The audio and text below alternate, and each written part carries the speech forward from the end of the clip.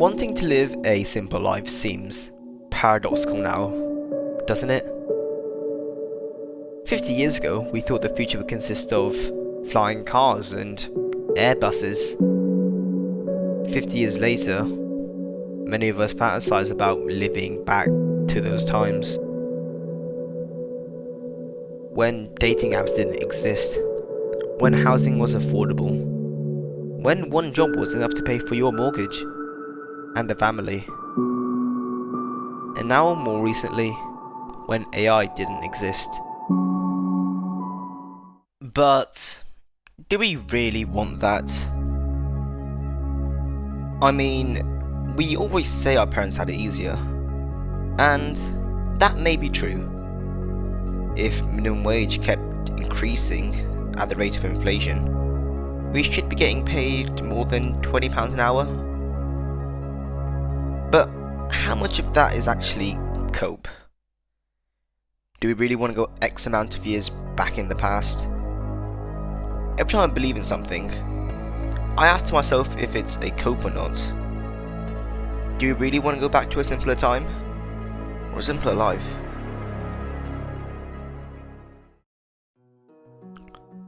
The people 50 to 20 years ago want to go to the future. Now, we want to go live in the past. We fantasize about living in the past, when degrees mattered and all that. It was probably more than a year ago when I played Stardew Valley, and playing that game really was eye-opening. I was having fun doing the most simple things. I didn't need to play COD or Fortnite, where the gameplay, let's admit it, was much faster and more engaging. I surprised myself. I was having fun doing the most simple things. More fun than I ever had with COD.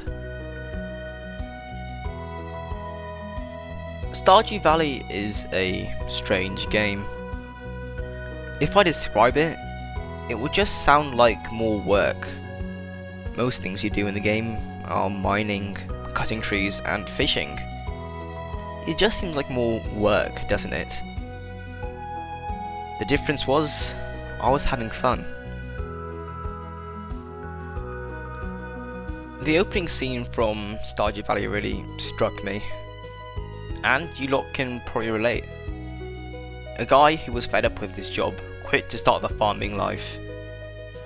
That synopsis may sound familiar, because it was the whole focus of the show Clarkson's Farm.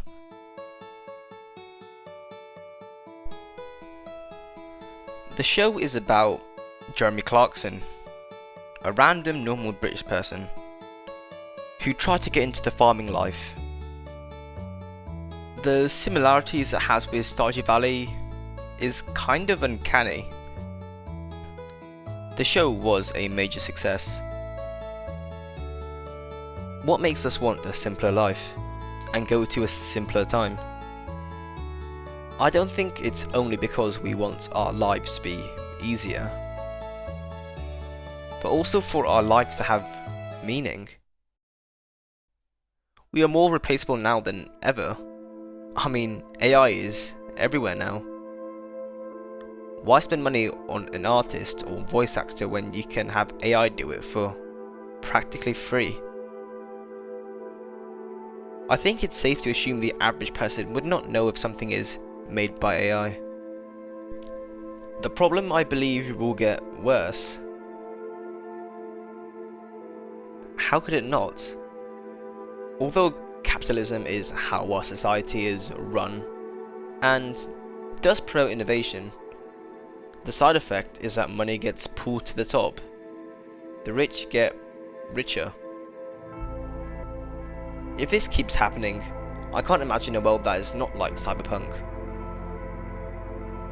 Usually, dystopian media predicts the future. Cyberpunk seems like the next logical step, where a few companies own everything, and the gap between the rich and poor is too big for the poor to do anything about. Advertising has become more explicit. We need to talk about your balls. Anyone heard about the American dream? I think everyone has. But if you need a reminder, here you are. No matter who you are, if you come to America, anyone can become rich. Why is the American president saying to make America great again? That statement, the American Dream slogan, is misleading and is becoming less and less possible. Sure, anybody can become rich, not everyone. And what even counts as rich? Everything is so inflated that rich just seems to lose its meaning after a couple of years. Road 96 is a game about choice. Teens are fed up with how the country is run, so they try to leave. The president is obsessed with money, taking in more money for himself at the cost of his citizens' well-being. I think we all can agree that this place would be hell to live, and surely can't exist in real life. Oh wait. Road 96 paints a dystopia where the president doesn't see their citizens as equals. How can he? The people who vote for the current president are rewarded, and those who do not are silenced, sent to the pit. Road 96 paints a dystopia where countries become corrupt, a dystopia where money is going to the rich and not distributed to the poor. In the show Clarkson's Farm, he calculated how much he earned an hour. So the fact of the matter is this: farming 7 days a week for a year on a 1,000-acre farm has generated an income of £144. Although I find Clarkson a bit annoying at times, he has an extremely good point about the underpayment of farmers. One of the most important and hard jobs to replace there is probably farming. And somehow, I earn more than them. And still, for some reason, some part of me still wants to work in a farm. What's the point in doing something when you're not happy doing it? I feel like I would find enjoyment working on a farm, even though the pay isn't that great. There's something weird about the world we live in. The world advertises pains on the world, and the world we live in are completely separate. Advertising has shifted away from the product and more to how the product makes you feel. The world we live in has become more dystopian, that advertising is based on feeling, not the product. This is how the whole beer advertising industry works. A Corona and palm trees. It's never about whether the beer tastes good. It's always about the context in which you drink it. It's weird to think we can track our descent into dystopia by just seeing the evolution of ads and how far they appear to be from reality. There is a reason why every shampoo ad has a pretty girl in it, and every beard trimmer ad has a good-looking man. These ads just extract emotion from you. The ads in Cyberpunk sometimes don't feel too different from the ads in our world, and closely mirrors it. Even if you don't buy the product from an advertisement, if the ad made you feel slightly more hopeless about the world you're in, the advertising has worked. In the show Clarkson's Farm, he says, No, I've never been happier at work than I am now. No. Really? Look at the colours It's there stunning. as autumn's coming. It's always stunning on the farm, actually. I have never been happier working. How fun would the Stardew Valley be if you kept working at a corporate job? Not very, right? Although you may earn more, the time you spend with people are much more valuable.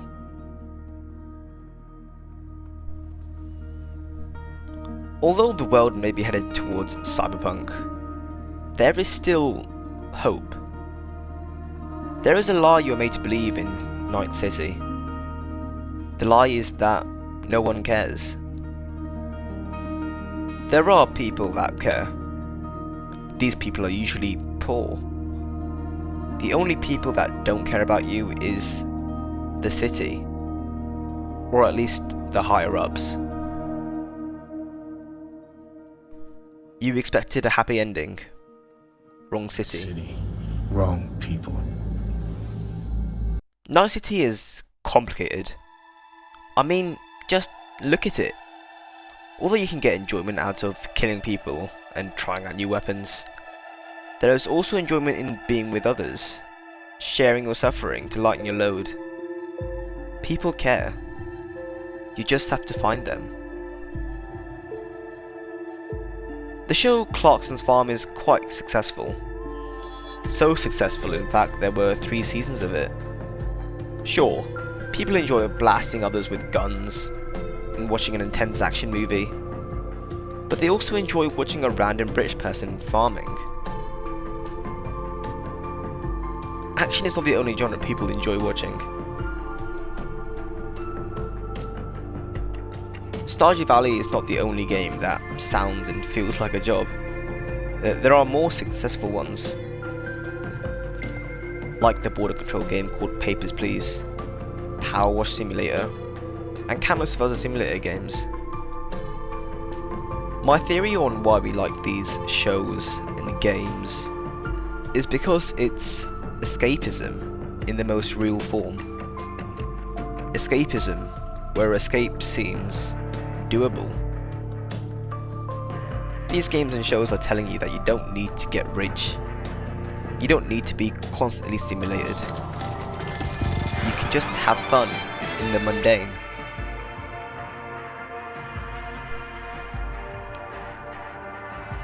There are 2 different worlds here. A world where everything feels hopeless, and a world where enjoyment is found in the mundane.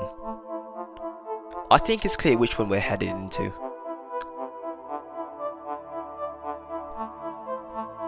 We are made to believe a lie about the world we're in. The lie is that convenience is everything. Every year, things get more and more convenient and more streamlined. How can we enjoy the mundane when all the mundane is gone? We are heading into a world where you can almost do anything in a few clicks. Why go to a store when you can order online? Why make your own food when you can get food delivered to you? And apparently it's cheaper as well. How much do you reckon you spend on food each week? Probably about 100 quid a week. You have lunch and dinner, Monday to Friday, made by chefs, delivered to your door, 60 different dishes per month, all for 50 quid. Well, that's what I'm told to believe. Why spend hours honing your ability to make art when you can just get Copilot to draw something for you for free? The mundane is fading for convenience. And when is it too far? We all think convenience is good. That's what we're told. But with too much convenience, how do we enjoy the mundane? We, as a society, are starting to realise the value of inconvenience. Cassette tapes and vinyls are on the rise. Although I never experienced them in my life, they do sound kinda cool. A world where you own your own music sounds nice.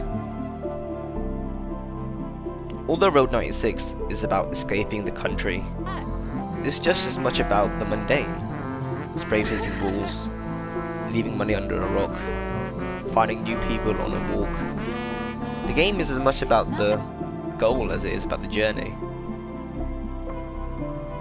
The game Stardew Valley and the countless of other simulator games are popular not because of the fast-paced gameplay, but because there's a focus on the trivial things.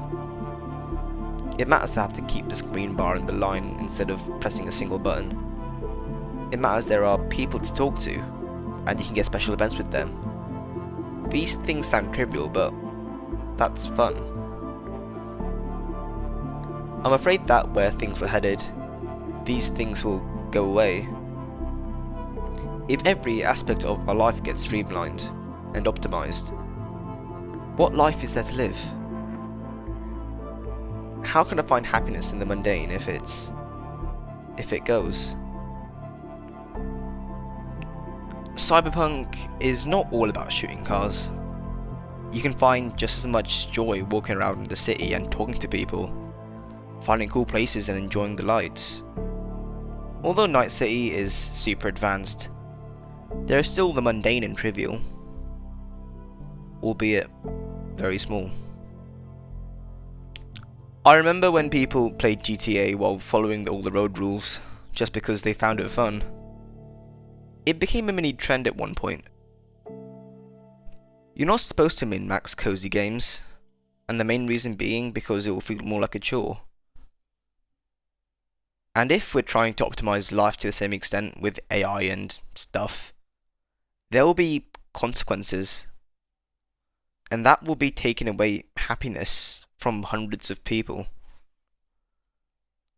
I don't know about you, but for me, I realise I go to the town, my town, way less often throughout the years. And whenever I do go to my town centre, it's basically dead. That's the worst price for convenience. Why go to town when you have Amazon? In the story Football in 1776, we have somehow solved all the world's problems. Climate change, global warming, crime, and even immortality. So, what could humans do in this ideal version of Earth, where you could have anything you could possibly want? They play football in one massive pitch, spanning across multiple states. And these games could last for 10, maybe even 100,000 years. How else would you distract yourself if you have immortality? Everything you could ever want. Everything you could possibly need. But somehow, as ridiculous as the story is, it does feel like this is the direction the world is heading. A life of infinite convenience. It's a bit weird. For a life of convenience, for everything you could possibly want, we have to spend a near infinite amount of time playing a ridiculous game of football to distract ourselves. Maybe convenience is not what we actually want. Gladly, people are realizing all this AI hype is negative. And since tech companies have your best interest at heart, this may get worse. Is there a point in optimizing the fun out of life? With the rise of cassette tapes and vinyls, it's nice to know people still want to keep the mundane. People still want to learn to draw, even though AI can do it faster and probably better. People still want to go outside, although ordering from Amazon is much easier.